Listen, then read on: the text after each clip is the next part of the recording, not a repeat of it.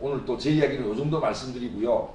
우리 아까 장다혜 씨, 최석은 씨, 씨라고 하면 좀 이상한가요? 그렇다고 해서 뭐 제가 후보인데 겸손해드릴 사람인데 장다혜 양, 최석은 군 이럴 수는 없는 거 아닙니까? 그러니까 씨라고 한 것을 같이 동등한 차원의 대화를 하기 위함이다 이렇게 말씀을 드리고 지금부터는 제가 청문을 당하는 심정으로 저는 이제 한 발 물러서고 두 분께서 이렇게 한마디씩 하시면 제가 답을 올리는 것으로 이렇게 하겠습니다. 누가 먼저 하실지 알아서 하십시오. 네.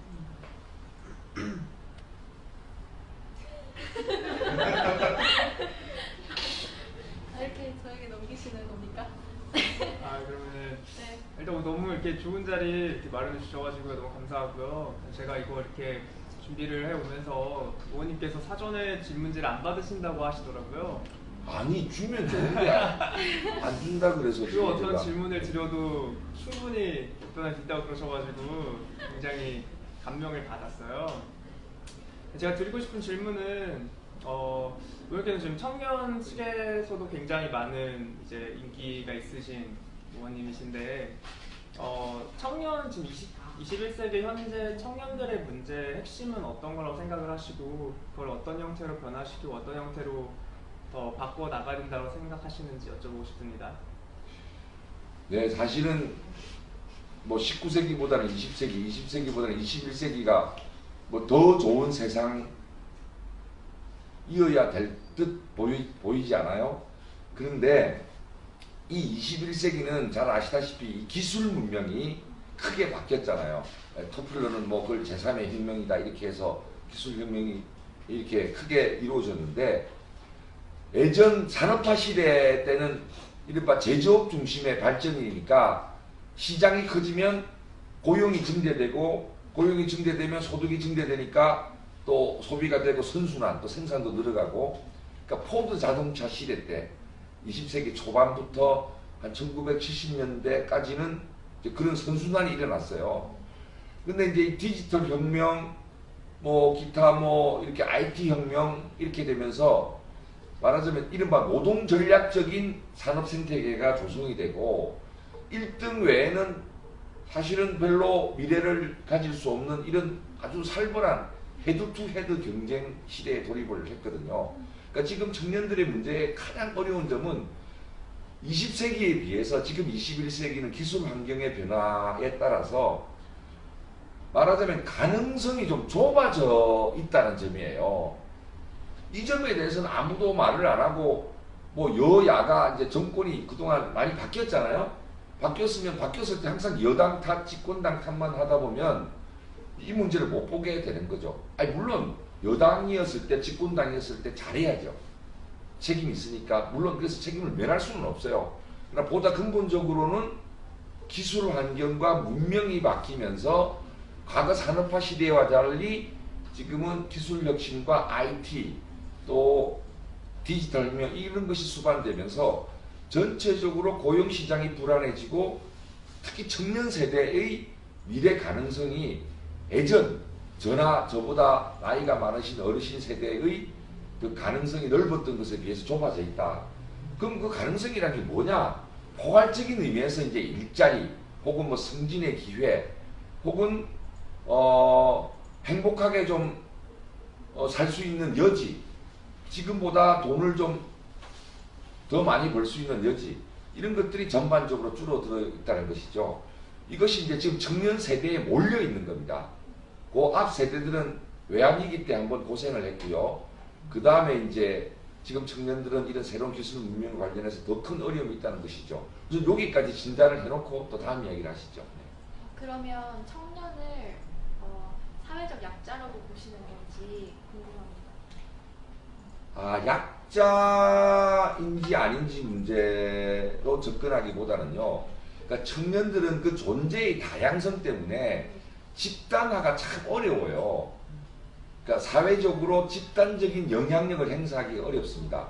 무슨 이야기냐면 가령 노동조합 같은 데는 대규모로 노동조합을 조직했을 때 특히 자동차라든가 선박이라든가 이렇게 말하는 조직이 쉬운 곳에서는 파업을 세게 하면서 이제 목소리를 낼 수 있잖아요. 근데 청년들은 각자의 위치가 다 다양하고 대학마다 전공마다 또 주된 관심이랄까 이런 게 다르고 크게 보면 가능성이 줄어들어서 청년 실업률도 실제적으로는 20%가 넘고 다 힘든데 이것을 공동의 문제의식으로 느껴서 집단화해서 사회적인 목소리로 단일한 목소리로 못 만드니까 사실은 어려워진 만큼 문제 해결의 가능성을 높이지 못하고 있는 것이죠. 이 점이 굉장히 어려운 점이에요. 그런 의미에서 약자라면 약자일 수 있지만 단순히 우리 사회에서 굉장한 빈곤층이어서 약자다 이런 측면이라기보다도 젊은 사람들이야말로 얼마나 열정이 많고 미래의 자기 가능성을 추구하기 위해서 스펙도 쌓고 도전정신이 충실합니까? 그런데 그 길이 맨 마지막 관문은 좁은데 그 맨 마지막 관문을 돌파하기 위해서 마지막 순간까지 온갖 노력을 다 하잖아요. 그때까지는 좌절하지는 않죠. 그러나 마지막 순간에 많은 사람이 좌절하게 되는 거죠. 이런 측면에서 청년들의 문제를 생각할 때 청년들의 정치적 목소리를 어떻게 대변해 줄 수 있는가, 그 대변성을 얼마나 높일 수 있는가, 이런 점이 굉장히 중요한 문제입니다. 말씀하신 대로 이제 관문이 좁아지고 있다는 말씀이시잖아요. 점차 이제 기술이 발전하고 이제 기술 혁명이 일어나면서요. 그러면 이게 단순히 1, 2년만 해결된 문제는 아닐 거고 관문이 작다라는 문제는 꽤 오랜 시간 지속할 거라고 생각이 되는데요. 그럼 이거에 대해서 일각에서는 청년 배당이라던가 기본소득이라던가라는 정책들을 얘기하기도 하는데 그 부분에 대해서 어떻게 생각하시는지 혹은 하시고 싶은 말씀 있으시면 해주실 수 있나요? 예, 이 청년 정책 문제는 사실은 말하자면 매니페스토 공약에도 만들어 놓았고요. 했는데 청년 문제를 청년을 대상으로 한 정책으로만 풀 수 있다. 이거는 정직하지 못한 태도예요. 청년들을 위해서 구직수당을 만들어주는 것은 필요하다고 생각합니다. 그렇다고 해서 해결이 되느냐? 해결이 되는 건 아니죠. 궁극적으로 좋은 일자리를 얻어야 해결되는 거니까 그 과정의 어려움을 조금 돕는 의미죠. 그러니까 근본적인 해결은 아닌 거고요. 청년 고용 할당제. 이게 지금 대기업이야 이윤이 많이 생기니까 회사 내에서 세대 교체를 체계적으로 하잖아요. 사실 대기업은 다 3% 이상 청년 고용합니다. 오히려 저희 세대들, 저희보다 한 몇 년 늦은 후배 세대들을 명예퇴직 이력으로 잘라내죠. 그리고 요거 3%를 이제 5%로 높이자고 지금 하는 거잖아요. 물론 5%로 임시적으로 높일 수 있다? 저는 그것도 가능하다고 봅니다.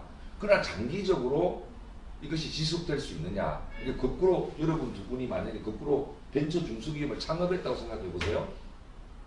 그러면 한 10명도 안 되는 직원을 가지고 스티브 잡스처럼 무슨 주차장에서부터 이렇게 창업을 했다 쳐요. 야, 그걸 다 지켜나갈 수 있을까요? 요컨대 저는 전체적으로 대한민국 경제의 패러다임이 바뀌는 것이 가장 중요하다는 거고요. 두 번째로 부모의 재산 격차가 자녀의 교육 격차, 미래 격차로 이어지지 않게 하는 것. 이 두 가지가 가장 중요한 문제입니다. 이거 갖고 부족하고 급한 몇 가지 청년 정책은 필요합니다. 예를 들면 알바 문제, 알바나 인턴 이런 데서 왜 정말 청년들 너무 법을 위반하면서까지 힘들게 만들어 두고 이런 거는 이제 최저임금까지 포함해서 제대로 대처를 해야 되는 거예요. 큰 틀에서 경제 패러다임을 공정하게 성장하고 공정하게 분배하는 이게 선순환되는 패러다임으로 바꾸는 것. 즉 대기업 중심, 정규직 중심의 성장 패턴으로부터 대기업, 중소기업, 벤처기업 혹은 영세상공인들이 좀 골고루 소득 분배를 받아가면서 할 수 있도록 경제 패러다임을 바꾸는 것. 그 다음에 우리 국민 각자의 평생교육을 청년을 포함해서요. 또 나이 드신 분들도 기술 환경이 바뀌면 지금 그만둬야 되잖아요. 이런 분들에 대한 평생교육 등을 통해서 이런 인적 자본을 바탕으로 해서 대한민국이 성장되도록 하는 거 있잖아요. 그 성장 패러다임을 바꾸는 거죠. 지금 그 새누리당 정부 여당이 하는 것처럼 돈이나 풀어서 할 것 같으면야 또 대기업들 위주로 기술 개발비 같은 것에 대해서 세금 감면 많이 해줘서 해결해 줄 것 같으면 지금 4조 원 정도가 그 정부가 예산에서 지금 기술개발비로 투자하는데 그 중에 약 3조 원 이상이 대기업에 들어가고 있어요. 여기 하나 문제인데 경제 패러다임을 바꾸어서 공정성대가 공정분배가 이루어짐으로써 좋은 일자리 혹은 미래의 희망을 가질 수 있는 소득을 가질 수 있는 직업이 그래도 늘어나게 하는 거 있잖아요. 이게 하나고 두 번째는 교육 부분인데요. 사실은 저도 이런 문제가 고민인데 사실은 좀 흔히 말하는 좀 취업 잘 된다는 대학에 다니는 사람들은 좀 그렇지 못한 대학에 다니는 사람들의 그 애로나 고충을 사실 이해할 수가 없어요. 고등학교 다닐 때 뭐 게임에 잠깐 빠질 수도 있고 우리 때는 뭐 쇼펜하우어 철학책 읽다가 갑자기 그게 푹 빠져가지고 공부 안 하고 이랬다가 아주 훌륭한 친구가 재수하고 삼수하면서 다시 좋은 대학 들어오고 옛날로 따지면 그런 일이 많았거든요. 그러니까 고등학교 때의 잠시 그 생활의 차이를 가지고 또 부모가 돈 들여서 과외를 시켜줬느냐 안 시켜줬느냐 뭐 강남에 있느냐 아니냐 이걸 차이를 가지고 평생이 결정돼 버리면 이건 안 되죠. 저는 그래서 대학은 기회균등 선발 제도가 확대되고요. 현재 너무나 많은 수시제도 있잖아요. 어떻게 하면 특목고 학생을 한 명이라도 더 뽑기 위해서 하려고 하는 일부 그저 사립 대학들 있잖아요. 그런 거 좀 못하게 해서 진짜 기회균등 선발과 이런 것들이 좀 확장되도록 하는 것이 굉장히 중요하다. 저는 이렇게 우선 생각합니다. 그 외에도 사실 드릴 말씀이 많은데 이런 문제를 풀어가면서 이제 청년들에게 특화된 문제, 아까도 말씀드렸지만 최저임금 문제, 알바 문제, 뭐 인턴이 사실은 원래는 좀 일을 하는 걸 숙련하고 배우고 회사도 좀 빠지고 이러는 건데 실컷 부려먹고 자르는 거 있잖아요. 이건 인턴이 아니거든요. 이런 잘못된 관행들은 바로 잡고 해서 우리 청년들에게도 기회가 좀 더 생길 수 있도록 이렇게 해야죠.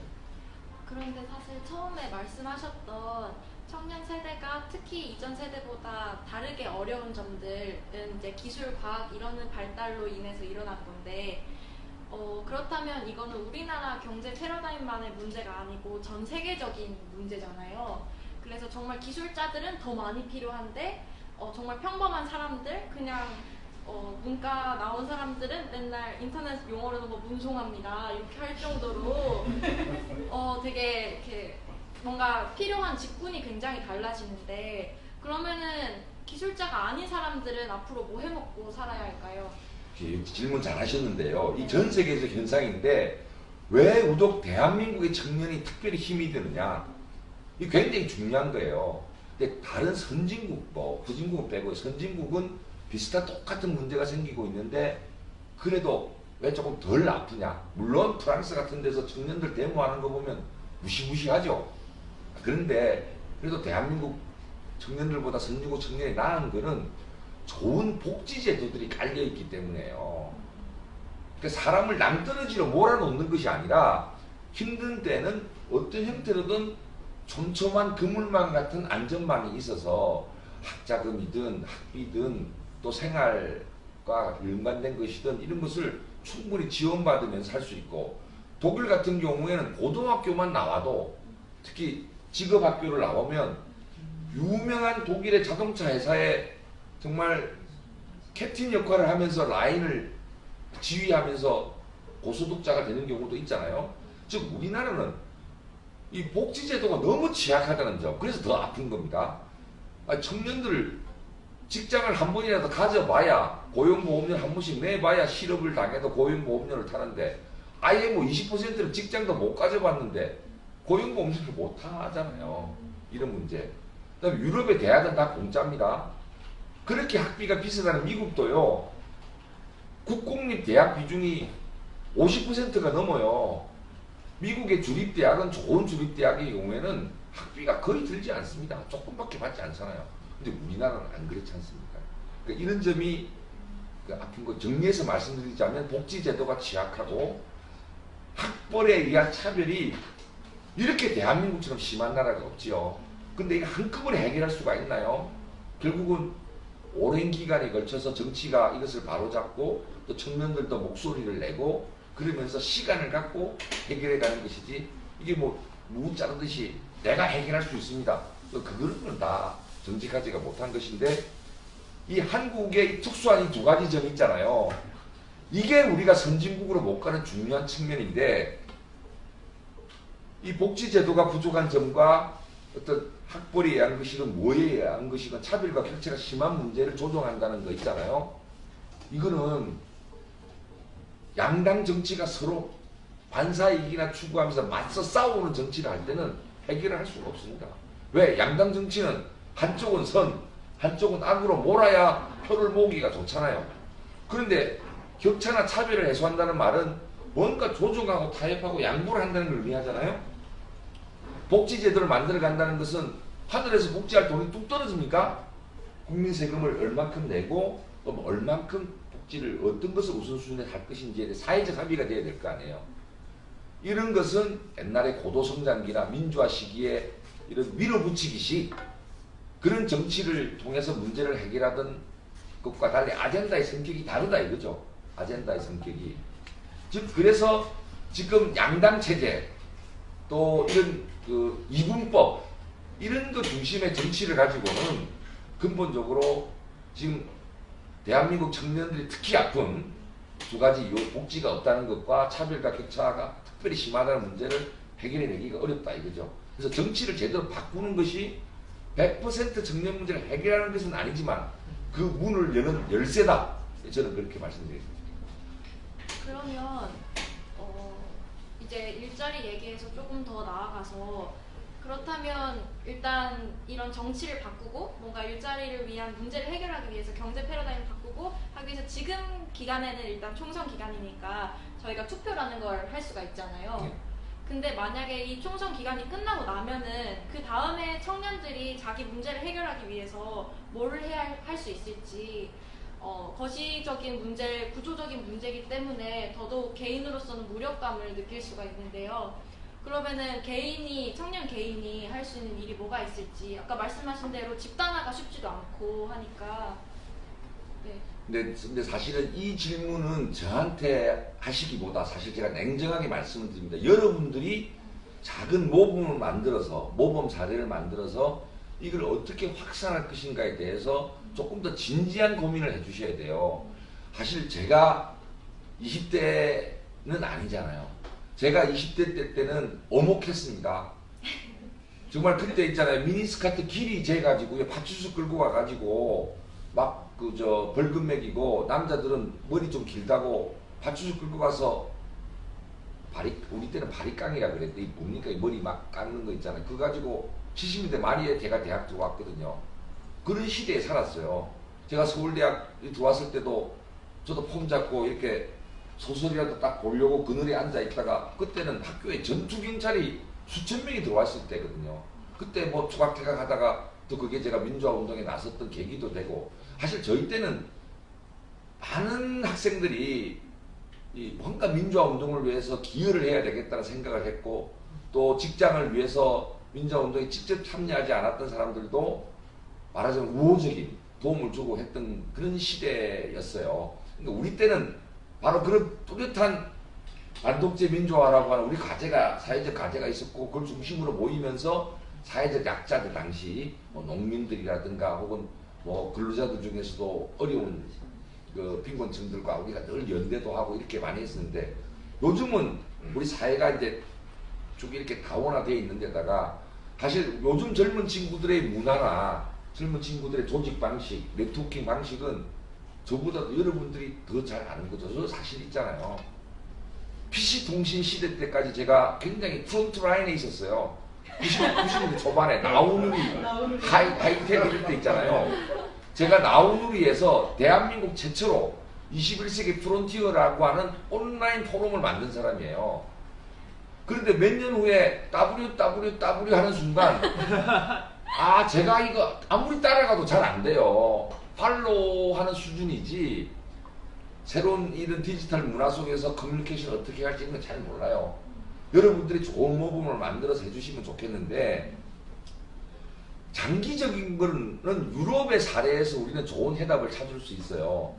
유럽은 정당들이 정강 정책을 중심으로 해서 중도 보수, 중도 진보의 두 개의 큰 축이 생기고 물론 또 중간에 뭐 녹색당이든 또 조금 더 좀 급진적인 뭐 보수 진보 등에서 다당 구도가 형성이 되어 있는데 유럽의 정당들은 오랫동안 자리매김을 해오면서 청년들을 단순히 우리나라 정당들처럼 이용해 먹는 것이 아니고 청년 당원과 대학생 당원 시절에서의 활동 이런 것이 굉장히 의미가 있고 중요해요. 지금 영국에 총리를 했던 아주 젊을 때 총리를 했던 카메론 총리 있지 않습니까? 그 대학교 다닐 때 내가 어느 옥스퍼드인지 캠브리지 내가 기억은 잘 안 나는데 그 대학 다닐 때 그 보수당 그 토론 그룹에서 짱이었어요. 그러니까 그때부터 길러져 나오는 거고 그 청년들의 목소리가 보수당이든 영국의 노동당이든 반영이 되는 거고 그 반영 안 해주면 청년위원회나 대학생위원회 가만 안 있으니까 목소리 들어주고 정책이 반영되고 또 정당들은 그렇게 청년들이 또 어떤 의미에서는 의욕은 넘치는데 조금 경험이 부족할 수 있잖아요. 그걸 멘토도 해주고 그래서 초기에 싹이 잘 컸다가 갑자기 시들지 않게 사람을 잘 관리도 해주고 이런 이제 선순환이 있는데 우리나라는 그게 없는 거죠. 그래서 궁극적으로는 저는 단기적으로는 다양한 청년 운동이 활성화되기를 바랍니다. 근데 장기적으로는 우리나라 정당이 정상화돼 가지고 정당 내에 좋은 대학생위원회와 청년위원회가 구성되고 그 속에서 청년의 이슈들이 정책으로 반영되고 인재들도 만들어가는 이런 과정, 유럽과 같은 이런 과정을 결국 겪어야 되지 않을까 생각하는데 여기에 플러스해서 이제 요즘은 당원과 별개의 지지자라고 하는 이런 디지털 시대의 새로운 또 정치 문화가 생겨 나오고 있으니까 그 문제는 또 어떻게 할지 젊은 세대 여러분들이 고민을 좀 더 해주시기를 바랍니다. 조금 전에 청년 문제에 대해서 굉장히 장기적인 관점이나 구조적 문제에 대해서는 저희도 많이 공감하는 부분이고 그냥 더더욱 풀기 어려운 문제라고 생각을 합니다. 그러면 이제 후보님께서 생각하실 때 이 문제를 풀어나가는 첫 번째 단추를 어떤 걸로 생각하고 계신지 특히 아까 이제 대변하는 부분을 많이 고민하고 계신다고 하셨는데 좀 더 구체적으로 혹시 조금 더 계획하신 바가 있으신지 궁금합니다. 네, 사실은 제가 이제 18대 국회 때는 정치부 기자들이 뽑는 국회 백봉신사상이라고 있거든요. 이게 국회에서 제일 참 의미 있는 건데 제가 이 4년 연속 받았어요. 이 드문 케이스고 또 뭐 의정평가도 잘 받았는데 저는 19대 때 제가 떨어졌거든요. 낙선을 했어요. 마음고생도 심했고 제가 솔직히 말해서 정치를 할 수 있는 역량이 나한테 뭐가 남았을까. 그래서 정치라는 것은 역량이 있을 때 공공문제를 해결하기 위해서 하는 것이지 자기가 역량도 안 되는데 뭐 누리고자 해봐야 그 많이 국민들 다 알고 또 제 성격에는 그런 거는 못합니다. 그래서 한때 이제 내가 정치를 할 수 있을까 고민할 때도 젊은 친구들이 간혹 저한테 연락을 했었어요. 18대 국회 때 이렇게 의정활동하는 거 보고 또 님을 위한 행진곡을 왜 말이야 또 광주 기념곡에서 빼려고 하느냐 하면서 또 제가 이렇게 질타도 하고 또 게임 셧다운제 그런 거 갖고는 게임 과몰이 막을 수 없다고 제가 주장하고 이런 걸 봤던 청년들이 있었어요. 그래서 이제 어렵게 제 휴대폰 번호를 알아가지고 연락하면 제가 반드시 만나러 갔습니다. 기자들이나 정치인이 보자고 할 때는 아직 내가 정치를 할지 안 할지 내가 생각을 못했기 때문에 만나지는 않지만 젊은 친구들 왜 만나려고 했냐면 그 친구들한테서 정치에 대한 관심을 조금 제가 촉구시키고 아무리 정치가 미워도 세상이 이런 이 정치 과정을 통해서 해결하지 않으면 폭동이 나거나 거꾸로 따지면 말하자면 이 문제 해결을 못해서 그 사회가 망하는 것이 되거나 이렇게 되기 때문에 항상 젊은 친구들을 만나서 정치에 대한 관심을 촉구를 하곤 했는데요.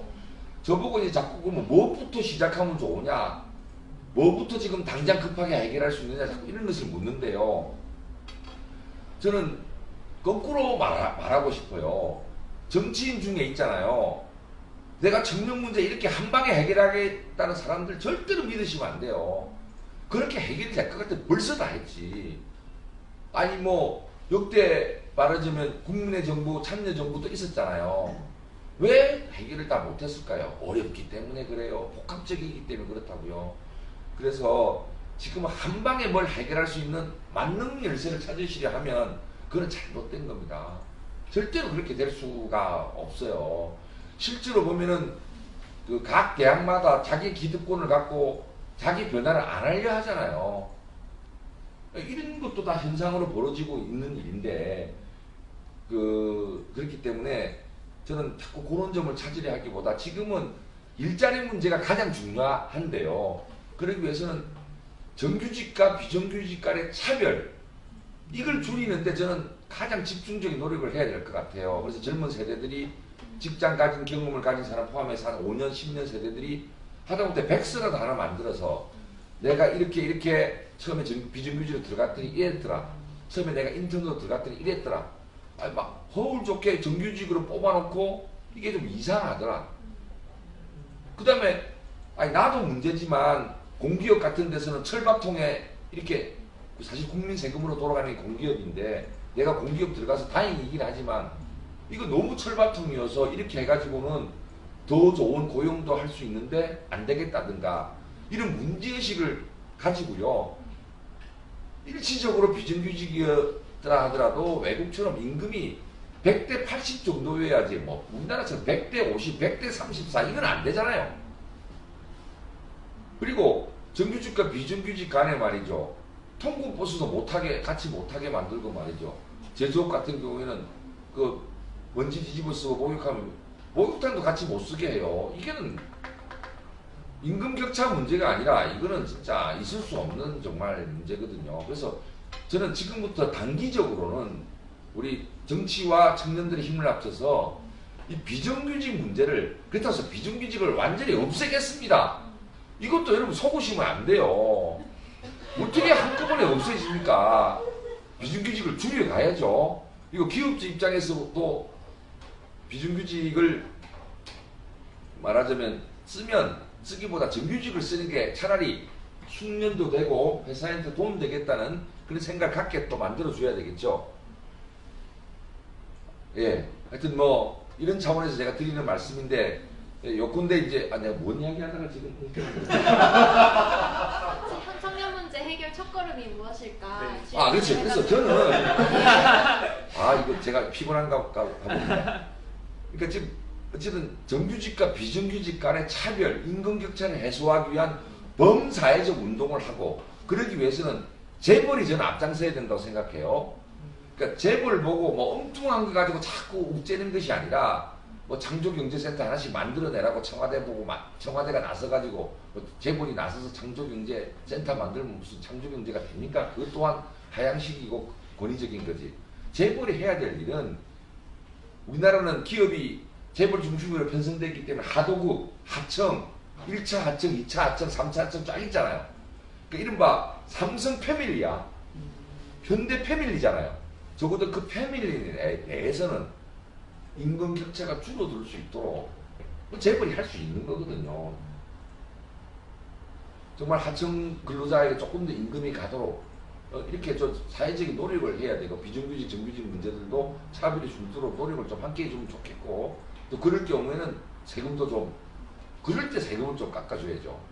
예. 하여튼 저는 자고한 청년과 정치가 함께해서 여러 가지 과제가 있지만 이 비정규직과 정규직의 차별 문제를 해결하는데 함께 좀 나섰으면 그게 저는 제일 중요한 문제라 생각합니다. 우리 차 좀 드시고 하시라는 한번 하시는 동안 또 다음 질문을 드리면 국민의당도 젊은 인재를 많이 키워주시기 바랍니다. 저희 신생정당입니다. 이번에 비례대표에도 우리가 젊은 그 디자인 벤처를 했던 친구도 7번에 넣어놨거든요. 한번 참고하시고 물론 뭐 비례대표 뭐 한두 명 이렇게 청년들 끼워 넣었다고 뭐 청년들한테 잘해주는 정당이다 그렇게 말할 수는 없고요. 하여튼 요번에 저도 당선되고 그렇게 해서 국회에 이제 국민의당이 유력한 정당이 돼서 1, 2당도 우리랑 협상할 수밖에 없을 때 청년 문제 제대로 좀 반영하다고 하면서 하겠고요. 김똑딱 선생님 차 드시면서 하세요. 크크크. 예.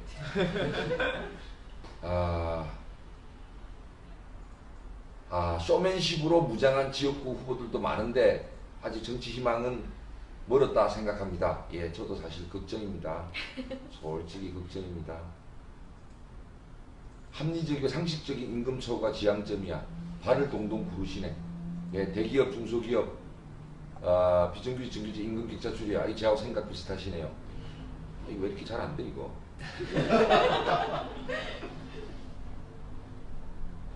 나 손 씻고 하는데.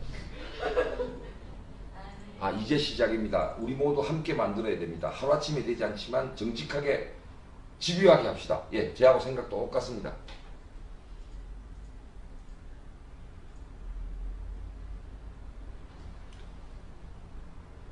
프랑스가 이룬 민주주의도 하루아침에 이루어지지 않았습니다. 참여와 관심이 중요합니다. 예, 그렇습니다.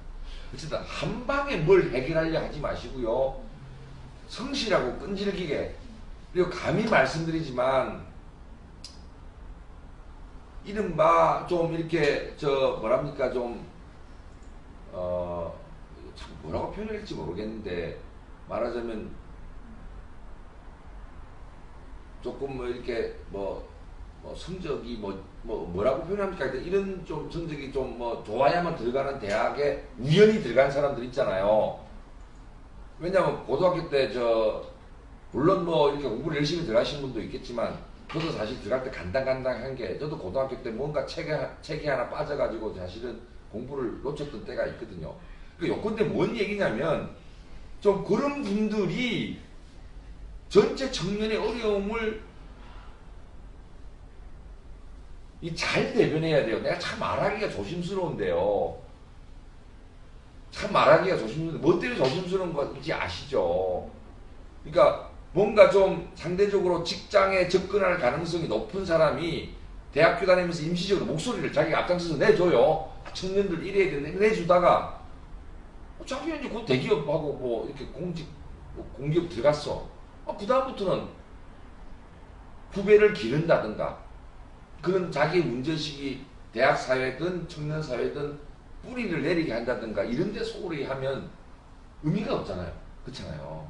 그래서 제가 청년 여러분들한테 간절히 말씀드리고 싶은 것은, 노력한 것이 청년 세대에 어떻게 축적이 되고 쌓여서 계속 후배들까지 연장이 돼서 더 큰 목소리와 더 정교한 목소리로 우리 사회에 영향력을 발휘할 수 있을까에 대해서 연구를 하셔야 되고, 내가 지금 청년의 목소리를 대변한다는 이유로 잠깐 그렇게 하고 또 내가 좋은 데 취직하고 나면 빠진다, 이런 식의 청년 세대의 청년 운동이 반복된다면 이건 정말 걱정이에요. 그렇게 안 되기를 기대합니다. 자, 우리 오늘 마쳐야 안 됩니까? 이것만 마지막으로 이제 마지막으로 하나만 가벼운 질문 하나만 드리자면, 이제 국회의원으로 의정 활동하시던 당시에 이제 아까 게임 셧다운제 토론이나 백봉신사상, 그다음에 임을위한 행진곡에 대해서 발언하신 부분 여러 가지를 말씀하셨는데, 이거 하나는 진짜 잘했다 하는 게 하나 있으신지 정도가 개인적으로 궁금합니다. 제가 이거 하나 진짜 잘했다.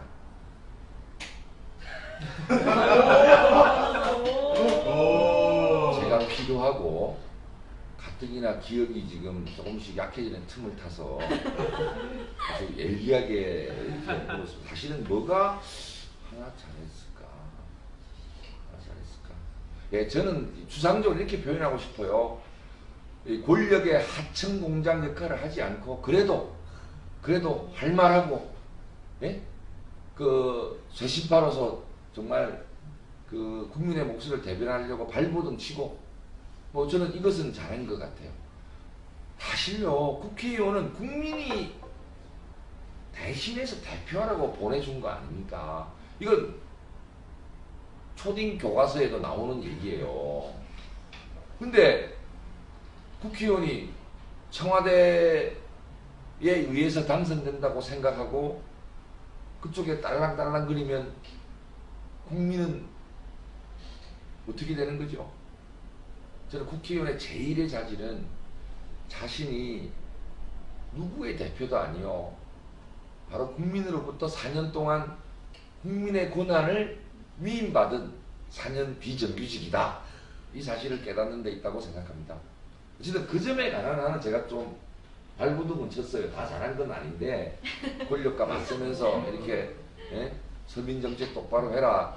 그 무슨 신자유주의적 그런 경제정책을 철진하는데 또 하고 앉았느냐. 왜 대통령형은 왜 나서서 판을 이상하게 만들고 이렇게 되느냐. 뭐 이런 이야기 많이 했었죠. 하여튼 요건데 앞으로도 예, 국민의 대표였죠.